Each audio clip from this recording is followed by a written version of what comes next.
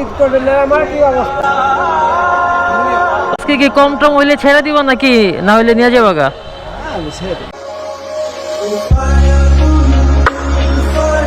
Side করে চাইতেছে, দামাদামি করলে এগুলা।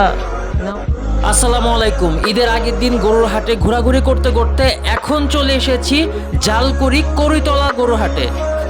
চলুন দেখি এই হাটের কি অবস্থা। এখানে গরুর অভাব নাই, এত গরু। মামা বেচা কিনা কেমন হইলো? ভালো না? সব হাটে গরু নাই, এই হাটে এত গরু। আজকে কি কম টম হইলে ছেড়ে দিব নাকি না হইলে নিয়ে যাবো গা? ছেড়ে দিব আজকে। দাম কেমন চাইতেছো কোনটার দেখি? 60, এইগুলো 60। আজকে আপনারা মোটামুটি হইলে ছেড়ে দিবেন, সমস্যা মনে হলে ছেড়ে দিবেন। গরু আনছিলেন কয়টা? 18টা আছে কয়টা? যাক মাশাআল্লাহ, আপনার তো মোটামুটি শেষ। এই তিনটা কি দাম পাইলে ছেড়ে দিবেন নাকি না বেচতে বেলা লয়ে যাবেন নাকি বেচে যাবেন?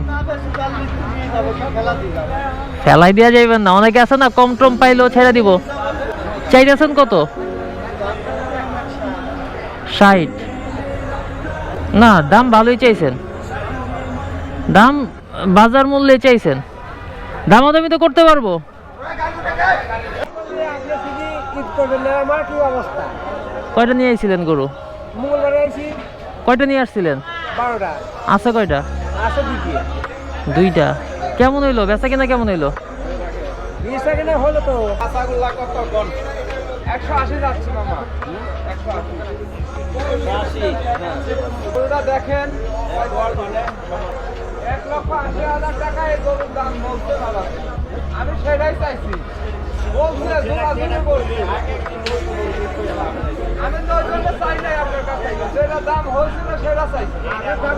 এখন আপনার কত দিবেন কর? এখন আপনার কত দিবেন?